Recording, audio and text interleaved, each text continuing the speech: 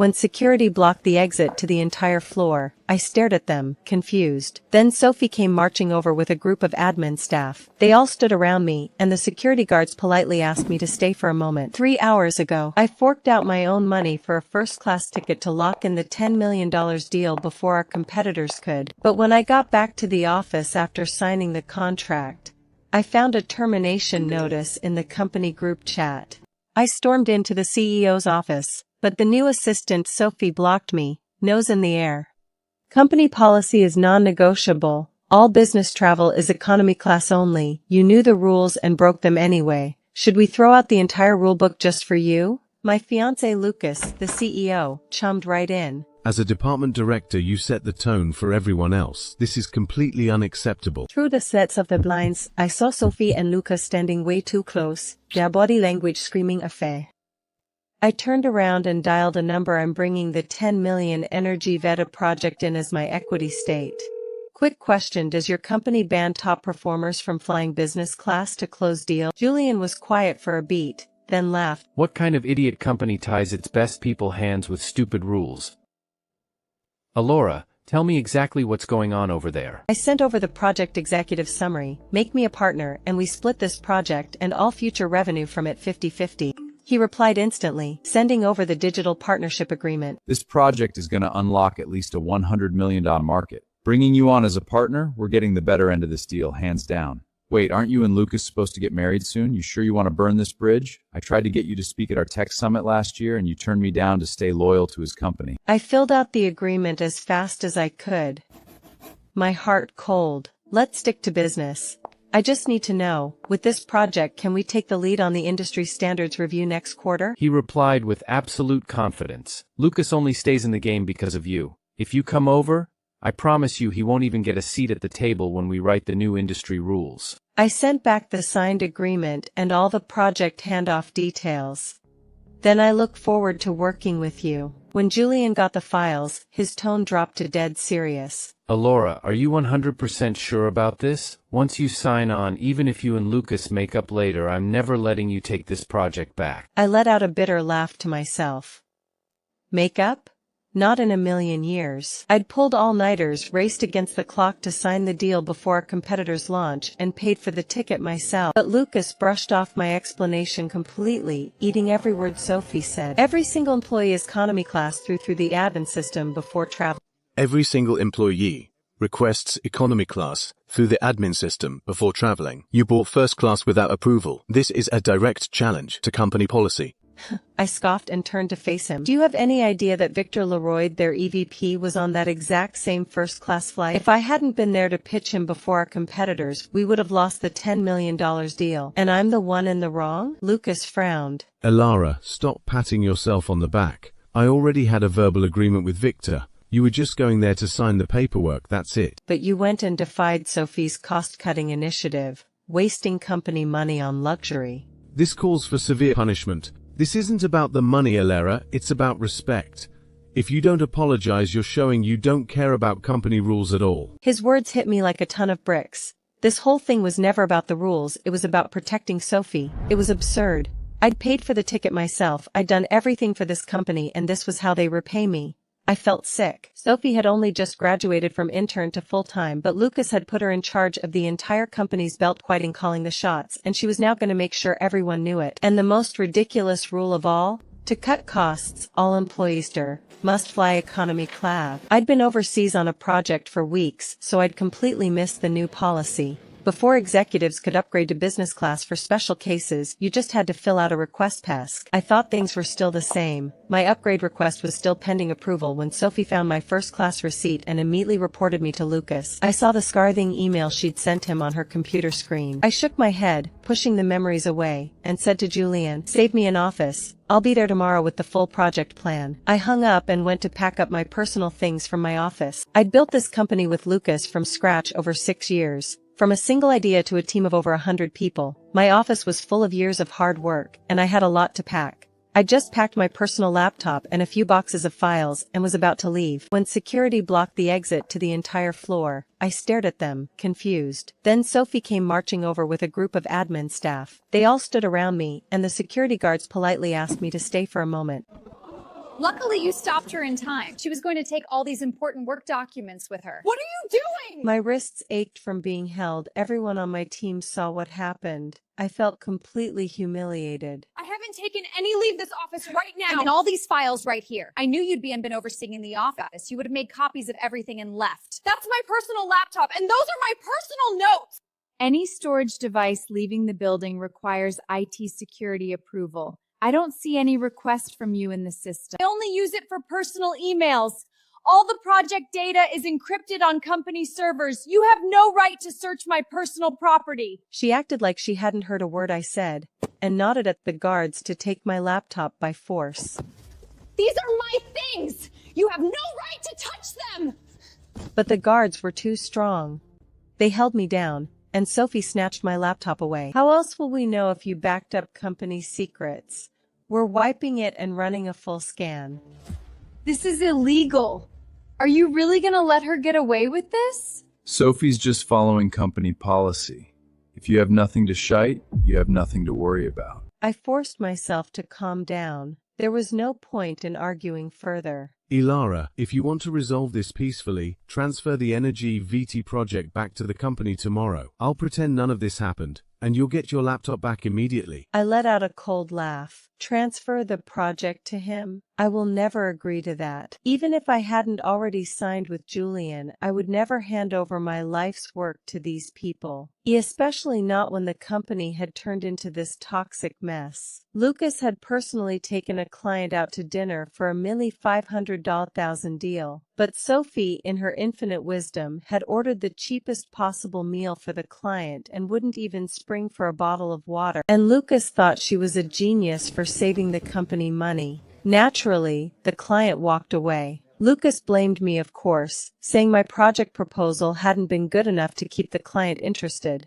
I had to call the client personally and beg him to give us another chance. When we finally signed the deal, Lucas gave all the credit to Sophie, calling her the company's cost control superstar.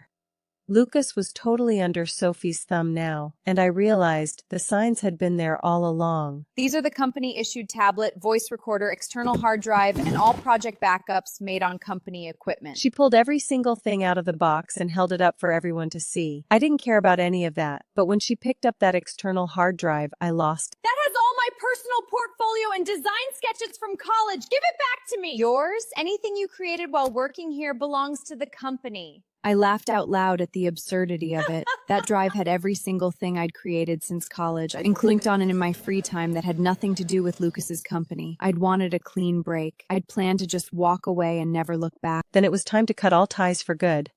These are mine, right? You can take your garbage, but you still owe us for breaking the rules. You're not an employee anymore, so you have to pay the penalty up front. I didn't have the energy to argue. I pulled out my phone. How much? I'll pay it. She typed some numbers into a calculator. I looked down at my phone and saw a payment request for $4,200. I froze. I wasn't broke, but this was ridiculous. $4? $400 or $4? For what? She said it like it was the most obvious thing in the world. 28 there for emergency IT ready security audit and 4,002 Radiri list. I couldn't believe what I was hearing. Each person is charged $350 for overtime. This is far too excessive. You're the ones who had staff hold me back and take my laptop. If you hadn't acted that way, I would have left 10 minutes sooner. You have no right to bill me for these costs. Enough. Lucas frowned and interrupted me, looking irritated. Ilara, why are you being so difficult? Do I really need to pay you $2,000? He pulled out his phone, gazing at me with clear contempt. Here, take it. And once you do, our engagement is over. He sent me the money with a disgusted look on his face. The next morning, I met with Victor to sign the final contract for the Energy VT project.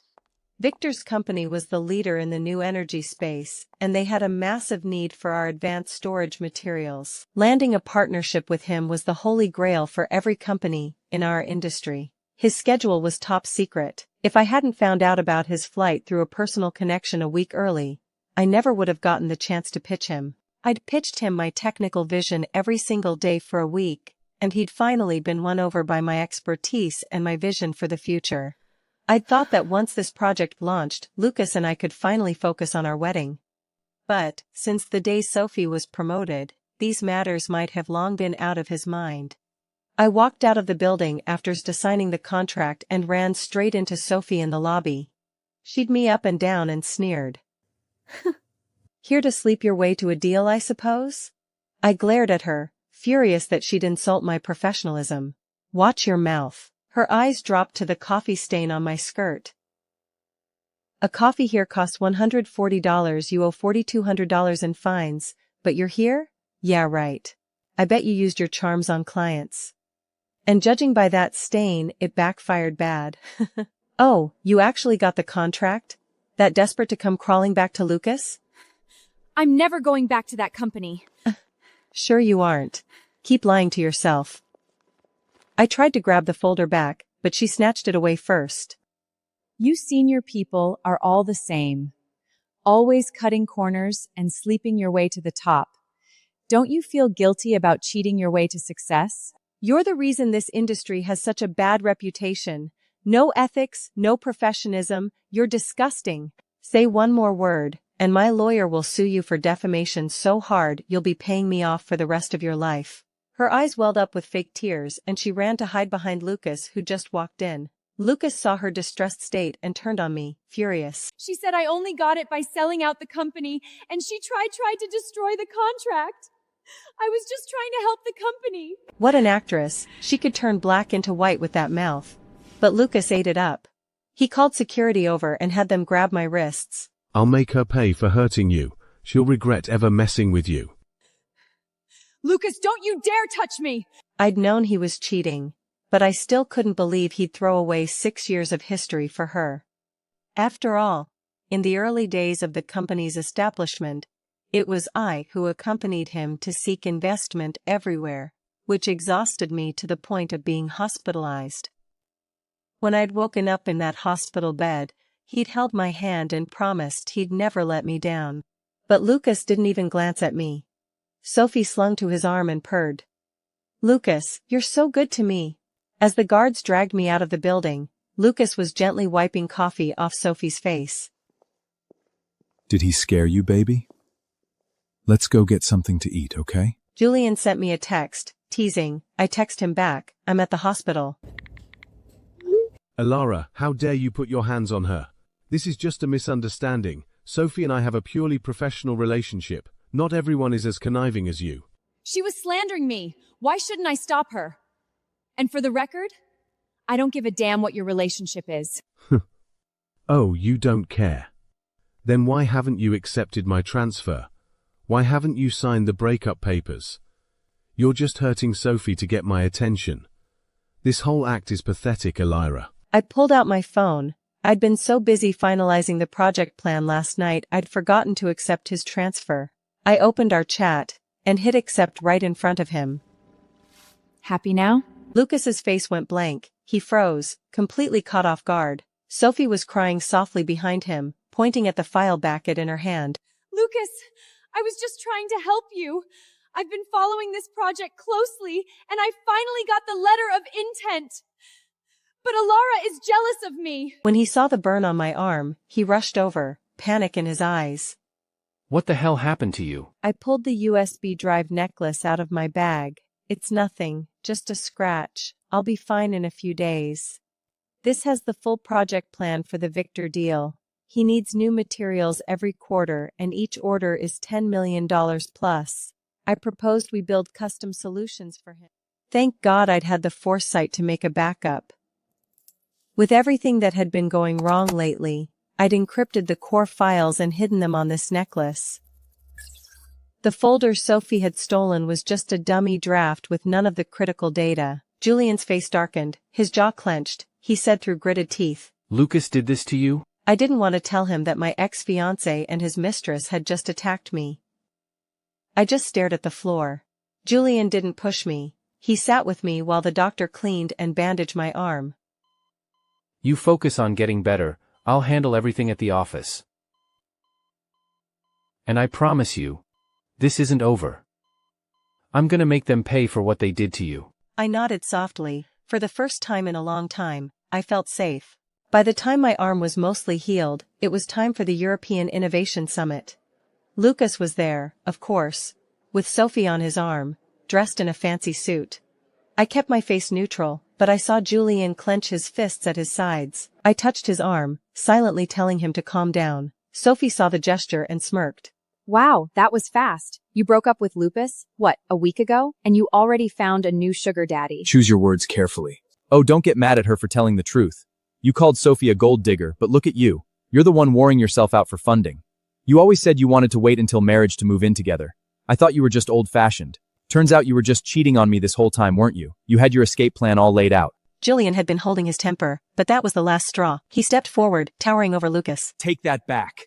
Now, if you hadn't stolen the Victor deal from Sophie, we wouldn't even be here. We'd be having a press conference right now, announcing our partnership. He was practically fuming at the mouth, but then he composed himself and smiled smugly. But it doesn't matter. Today, you two are just here to watch us win. We just haven't been able to reach Victor lately, that's all. But the deal is as good as ours. Today, at the summit, they're going to announce that we're his exclusive strategic partner.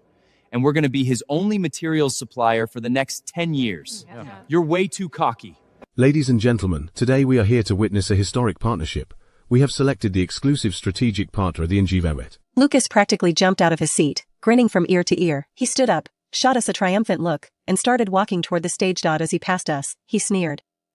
Told you so. The partner that shares our vision for the future and will be leading the Energy Vet project, Stellar Innovation, led by Mr. Julien Moret. Please welcome Mr. Moret to the stage. The spotlight snapped on, shining directly on Julien. The smile slid off Lucas's face. He looked like he'd been hit by a truck. Julien stood up calmly, adjusted his suit jacket, glanced over at me and gave me a reassuring smile, then walked toward the stage. He walked right past Lucas without even glancing at him, like he was just a piece of furniture in the way. Thank you to the European Innovation Summit for hosting us, and most of all thank you to Victor Leroy for your trust. But I am not the only person responsible for this project. This project would not exist without its brilliant creator, our newest stellar innovation, Ms. Alara Reed. Please join me on stage, Alara. His eyes scanned the crowd, and locked upon mine. I ignored Lucas' furious glare, lift my skirt and walked right past him toward the stage, toward the success I'd earned. Lucas was shaking with rage. I didn't glance at Lucas. I just spoke calmly, professionally about the project's vision and our plans for the future. I believe that with the support of Stellar Innovation and Victor's team, our new material technology will revolutionize this entire industry. All the other executives, reporters, and investors were staring at them, some with pity, some with disgust, some with outright amusement. One reporter walked right up to Lucas and shoved a microphone in his face. Lucas, you claimed earlier that you had an exclusive deal with Victor. What caused this massive misjudgment? Lucas's face turned bright red. He shoved the reporter away and ran out of the hall, humiliated. At the dinner after the summit, Victor walked over to me with a glass of champagne. Congratulations, Ella, and thank God you made the right choice. I looked at him, surprised. What do you mean, Victor? Before you reached out to me, I'd heard some disturbing things about your old company, punishing your top performers for closing deals, that kind of terrible management. I would never partner with a company like that. I froze. A few days ago I got an anonymous email from someone who works at your old company. Victor went on. It detailed all of Sophie's ridiculous cost-cutting rules, and exactly how you'd been treated. Everything. About you getting fired, about them stealing your laptop, about the fight in the lobby. I was touched. I hadn't realized anyone at the company still had my back. And when I heard you'd been hurt, that sealed it. Partnering with a company that doesn't respect its people is the biggest risk of all. Thank you for trusting me, Victor. Just then, an angry voice yelled from across the room. Alara! Lucas had come back. He ran toward me, his eyes bloodshot, but the venue security grabbed him and held him back. He struggled against the guards like a wild animal, screaming at me. Betrayed the company! You stole our project and gave it to them! He was a wild animal, screaming at me. I stared at him coldly. You ruined yourself, Lucas. The project belongs to the person who created it, not to someone who uses it as a weapon to control and abuse their employees. You chose to listen to intern over the woman who built your company from the ground up. That's why you failed. Julien stepped in front of me, shielding me from them. Lucas, you lost. Accept it. Making a scene here is just gonna make you look even more pathetic. That night, after the summit, Lucas's company stock plummeted in after-hours trading. Panic spread like wildfire. Lucas's phone blew up with calls. The board was demanding answers, investors were pulling their money out, and reporters were blowing up his phone. He was completely overwhelmed. That's when he finally realized he hadn't just lost a project, he'd lost the entire future of his company. He went back to his empty office, and for the first time he felt cold and scared and completely alone. He collapsed into his chair, staring blankly at the wall. He couldn't understand how everything had fallen apart so fast. Just a few days ago, he'd been bragging about Sophie's brilliant cost-cutting measures. He thought he had everything under control. His phone lit up with a news alert. Stellar Innovation announces exclusive strategic partnership with Victor Leroy. The new energy market will never be the same. The photo showed me, Julian, and Victor smiling and shaking hands on stage. In the photo, I looked confident, calm, and happy. That should have been his glory. A sharp pain shot through his chest. He slammed his phone against the wall and the screen shattered into a million pieces. He buried his face in his hands and sobbed. The office door opened, and Sophie walked in timidly, with a cup of coffee. "Lucas, don't be upset. It's all Ilara's fault. She's just a manipulator." Lucas jumped to his feet, kicked over his desk chair, and screamed at her. Get out! This is all your fault. If you hadn't made those stupid rules, Aloria would never have left. If you hadn't pushed me to be so hard on her, I never would have driven her away. My company, my life's work. You ruined everything. Lucas, Sophie's face turned white as a sheet. I was just trying to help the company. I just wanted to save you money and help you be a better boss. I never thought this would happen. She fell to her knees and clung to his legs, crying. Save me money? You saved a few $1,000s on a plane ticket and cost me a $100 million market. You wanted to feel powerful, and now I'm the laughingstock of the entire industry. He kicked her away from him, his eyes full of hatred and regret. He regretted ever meeting her. He regretted pushing away the woman who should have been standing next to him at the top. The next day, the company started to fall apart. Over a dozen resignation letters landed on HR's desk at the same time. All of them were the top engineers in the tech department, the ones Aluda had trained. Lucas tried to keep them with raises and promotions, but not a single one stayed. The most senior engineer walked into Lucas's office, slapped his resignation letter on the desk. "Lucas, we're engineers. We didn't sign up to play your stupid office politics games. A company that would treat someone as talented and loyal as Alara like Marbage, we don't want any part of it. With Alara, we have a future. With you, we're going nowhere." With that, he turned and walked out, followed by the rest of the tech team. Lucas sat alone in his empty office. For the first time he knew what it felt like to have everyone abandon him. He started calling and texting me non-stop. Alara, I'm sorry, please come back. I fired Sophie. You can do whatever you want to her. The company can't survive without you. Let's start over. I'll marry you tomorrow. Just please come back. I read his texts, and felt nothing but disgust. His apology was too little, too late. It meant nothing. But Lucas didn't give up. After I blocked him, he showed up at the front door of Stellar Innovation. He was holding a huge bouquet of roses, standing in the lobby, drawing a crowd. The receptionist called to tell me he was there. I was in a meeting with Julia going over details for our new project. Want me to have security throw him out?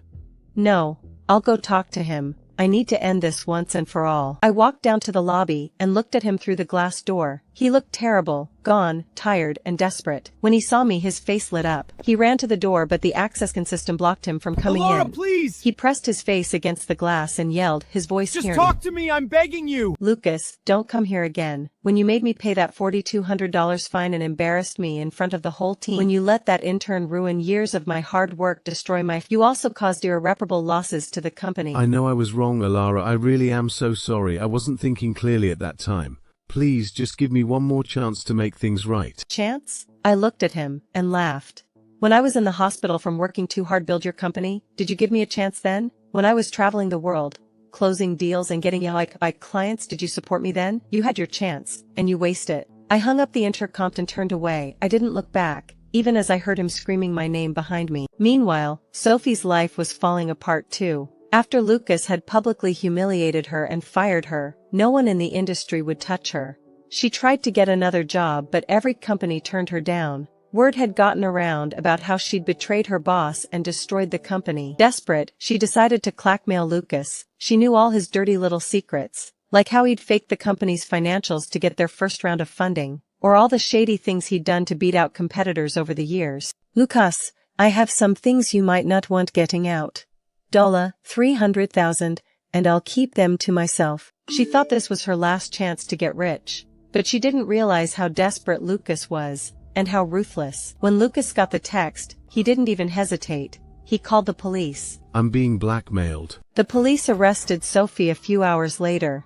She couldn't believe he'd rather destroy both of them than pay her. During the interrogation, Sophie panicked and tried to save herself. So she told the police everything. Every single dirty secret she knew about Lucas. He told me to do all those things. He faked the financial statements to get bank loans. He made me spy on our competitors. She gave over all the private audio records of their talks, along with copies of all the relevant papers. She had kept them as her safeguard.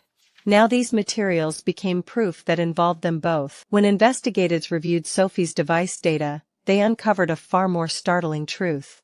The anonymous message sent to Victor? It originated from Sophie. She had orchestrated the whole scheme from the start. First, she'd sent the anonymous email to Victor to turn him against Lucas's company. Then she'd stirred up trouble between me and Lucas to get me fired. She thought that once I was gone she'd take my job as head of the Energy Vede project. Then she'd blackmail Lucas with his secrets and take over the entire company. It had been the perfect plan. She'd forgotten one thing, that I would take the project and go to Julia. And she definitely hadn't counted on Lucas being so stupid that he'd destroy the company just to please her. Her perfect plan had backfired, and now she was going to prison. No one had seen that coming. When he saw me, his face twisted with pain and regret. Alara, he tried to walk toward me, but the officer next to him held him back. I walked right past him without a single glance and went into the station. From the moment he'd chosen to hurt me, he'd ceased to be anything more than a problem to be dealt with. Not my ex-fiancé. Not someone I'd ever loved. Lucas was also called in for questioning by the official institution. The official institution called me and asked me to hospital records and send the security from the lobby. When I walked in the station I ran into Lucas. He looked like he'd aged 10 years in just a few days. His hair was a mess, his eyes were bloodshot, and all the confidence he'd once had was gone. Sophie was charged with extortion and assault and sentenced to prison. Lucas was now under formal investigation for fraud, embezzlement, and corporate espionage. His company, already reeling from losing all its top talent, completely collapsed. The board held an emergency meeting and voted to remove Lucas from his position as CEO. The company was now toxic. No one wanted to touch it. Suppliers were demanding payment, banks were calling in loans, and the remaining employees were jumping ship. The stock price hit rock bottom, and the company was on the brink of liquidation. That's when Stellar Innovation announced that we would be purchasing all of the company's viable assets at a fair market price. When Julian asked me what I thought, I just said, "It's a good business move.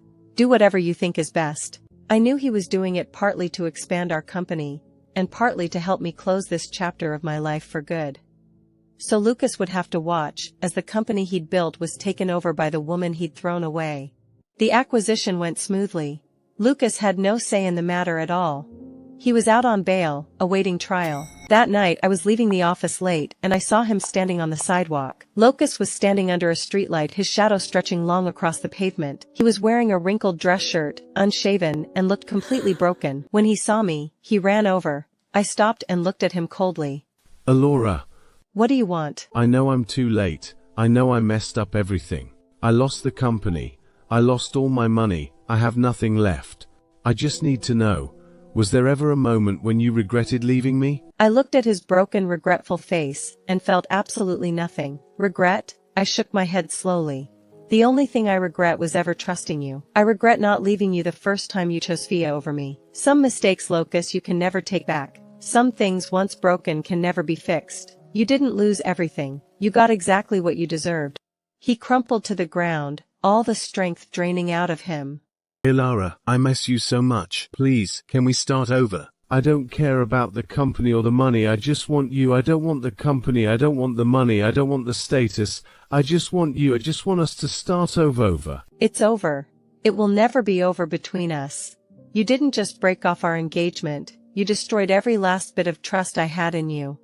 Goodbye, Lucas. Try to make something of your life. This is the end, Lucas. I turned around, got in my car and drove away without looking back. In the rearview mirror, I watched his figure get smaller and smaller until it disappeared into the night. A few months later, the Energy Vede project was a massive success. Stellar Innovation's valuations skyrocketed. As the project lead and a partner in the company, I got my corner office on the top floor. The windows looked out over the glittering city skyline. I stood by the window, looking down at the cars below and felt at peace.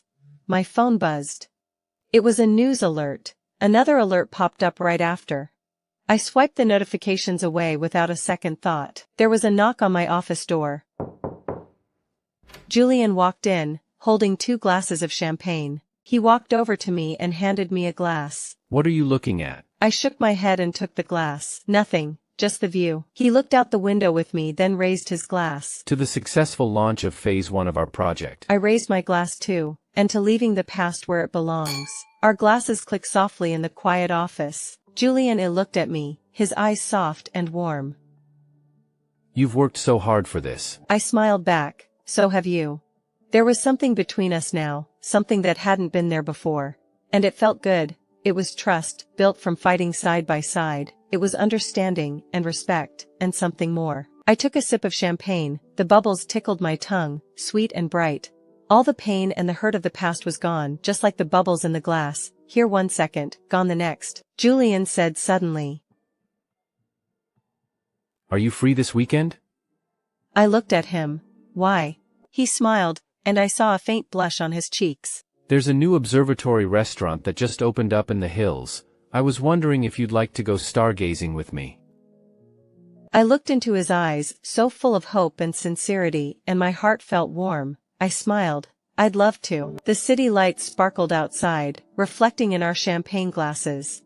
A new beginning was finally here. The observatory restaurant was at the top of a hill, about an hour's drive outside the city. That weekend, he picked me up right on time.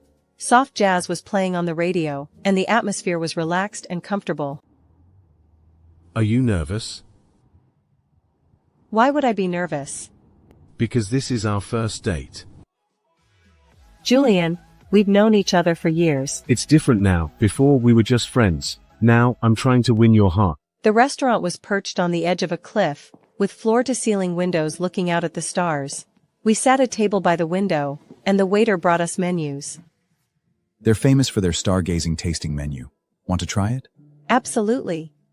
The food came out slowly, but we didn't mind. We talked for hours, about everything and nothing. We talked about work, about our lives, about our hopes and dreams for the future. I realized that Julian knew me better than anyone. He knew what I loved, what I hated, what I dreamed of, and what I was afraid of. Thank you. For what? For giving me a chance. For being willing to love again. His hand was warm and safe. I didn't pull away. On weekends we'd go grocery shopping together, then cook dinner at home. Julian was an amazing cook. He was always making me new and delicious things. How are you so good at everything? When you live alone for a long time, you learn how to take care of yourself. But now, I want to take care of you. My heart melted. After dinner, we'd curl up on the couch and read, or just talk for hours. Sometimes we didn't do anything at all. Just being together was enough. Alara. Yeah? There's an International Innovation Summit in Paris next month. Will you come with me? I hesitated. As what? As my girlfriend and as a partner of stellar innovation. I want the whole world to know how amazing you are. My heart skipped a beat. I'd love to. He smiled and stroked me. It's a date. The summit in Paris was incredible. All the biggest names in the industry were there. I attended as Julian's partner, both in business and in life. At the dinner, so many people came over to say hello. Julianne, who's this lovely lady with you? This is Alarka Reed, my partner in the company, and my girlfriend. You could hear the pride in his voice when he talked about me. I shook their hands and talked to them confidently. My fluent English, my technical expertise, and my professionalisms impressed everyone. Ms. Reed, your insights are brilliant. With a team like yours, stellar innovation is going to change the world. Thank you. Julian leaned over and whispered in my ear. I smiled and squeezed his hand. After the dinner, we didn't go straight back to the hotel. Julian took my hand and we walked along the Seine River. Paris was beautiful at night. The Eiffel Tower sparkled in the distance. Are you tired? No, I'm perfect. Good. I want to show you something. He hailed a taxi and gave the driver an address. The taxi stopped in front of an old apartment building. What is this place? This is where I lived when I was in college. I wanted to show you.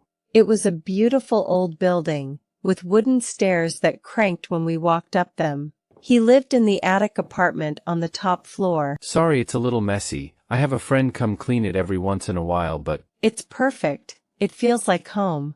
The apartment was small, but cozy and warm. The walls were covered in photos of Julian and his friends from college. I stopped in front of one photo in particular. It was a photo of me, from years ago. I was in a lab, staring intently at some test results. How do you have this? I took it. I was walking by the lab one day and I saw you in there. You looked so beautiful, so focused. I couldn't help myself. I stared at the photo, and my heart felt full. He'd loved me for so much longer than I'd ever known. Alara, I'm sorry I didn't tell you sooner. No, this is perfect. It happened exactly when it was supposed to. I love you. I turned around and embraced him. I love you too. When we got back from Paris, we moved in together. We spent every night together, and our lives became completely intertwined. We fit together perfectly. We never fought about anything. I realized that when you're with the right person, everything is easy. You can just be yourself, and they'll love you exactly as you are. 6 months later, he told me he had a surprise for me. What is it? You'll see. He drove me out to the countryside, to a beautiful old estate. It had a huge garden, a lake, and a gorgeous white house. Julian, what is this? It's our home. If you want it to be. The house was decorated exactly how I'd always wanted. Bright, air with huge windows and cozy furniture, and the garden was full of roses, in full bloom. How did you know I love roses? You always have roses on your desk. I notice things about you. Tears came to my eyes. He led me into the living room. Hanging on the wall was a huge photo of us, from the summit in Paris. We were standing by the Seine, the sun setting behind us, smiling at each other. I love it, it's perfect. Then move in with me. I want to wake up next to you every morning for the rest of my life. Okay. Moving in together was the best decision I ever made. Every morning we made breakfast together. We went to work together. At night we cooked dinner together, took Stella for a walk, then watched a movie on the couch. On weekends we stayed home or went on little trips. It was a simple life, but it was perfect. It was happy. A year later, on my birthday, he took me to a very special restaurant. It was on a small island, and you had to take a boat to get there. There was only one restaurant on the island, and it was almost empty. We sat on the terrace and watched the sunset over the ocean. It's beautiful here. I know. I looked everywhere for the perfect place. The waiter brought out a birthday cake with candles on it. Make a wish. I closed my eyes and made a wish. When I blew out the candles, he pulled out a small velvet box. Happy birthday. I opened the box. Inside was a ring, a beautiful sapphire surrounded by diamonds. It wasn't a huge, flashy diamond. It was simple, and elegant, and perfect. It was exactly what I'd always wanted. Claire, will you marry me? I froze. I'd known when this was coming, but I still couldn't believe it was actually happening. I started to say. You don't have to answer right now. I just needed to tell you that I want to spend the rest of my life with you. I want to wake up next to you every morning, and grow old with you. I looked into his eyes so full of love and hope, and I smiled. I thought about everything I'd been through. I thought about Lucas, and the pain, and the heartbreak. Then I thought about Julian, and how kind he'd been, and how safe he made me feel. Yes, I will marry you. Really? Really. Thank you, Clara. Thank you for saying yes. No, thank you, me believe in The sun set below the ocean, painting the sky pink and orange. The first star came out. We held each other under the stars, and knew that this was forever. We got married 6 months later. We didn't want a big, fancy wedding. We just invited our closest family and friends. We got married in the garden of our estate, surrounded by roses. I wore a simple white wedding dress, and walked down the aisle on my father's arm. At the end of the aisle, Julian was waiting for me. He looked so handsome in his suit, and his eyes were full of love. My father put my hand in Julian's. Take good care of her. I will. The ceremony was short and sweet. We exchanged rings and said our vows. When it was Julian's turn to speak, his voice shook a little. Alara, I know you've been hurt, and you don't trust easily. But I promise you, I will spend the rest of my life proving to you that choosing me was the right decision. There will be hard days ahead, I know. But I will always be here. I will always hold your hand. Julian, I trust you. With all my heart. Everyone cheered and clapped. Julian kissed me, soft and slow, and I knew that everything was going to be okay. After the reception, we said goodbye to our guests and went up to our bedroom. He carried me upstairs and laid me down on the bed. Are you tired? A little. Then let's get some sleep. Okay. He laid down next to me and pulled me into his arms. Alara? Yeah. This is the happiest day of my life. Mine too. Thank you for giving me this. No, thank you for choosing me. Thank you for marrying me. The moonlight streamed through the window, soft and warm. We held each other and fell asleep, happy and safe. It was the best night of my life. Married life was just as perfect as I'd hoped it would be. We were both still busy with work, but we always had dinner together every night and talked about our days. On weekends, if we didn't have to work, we'd go hiking or stay home and watch movies. It was simple and quiet and perfect. For our first anniversary, Julian took me to Iceland to see the northern lights.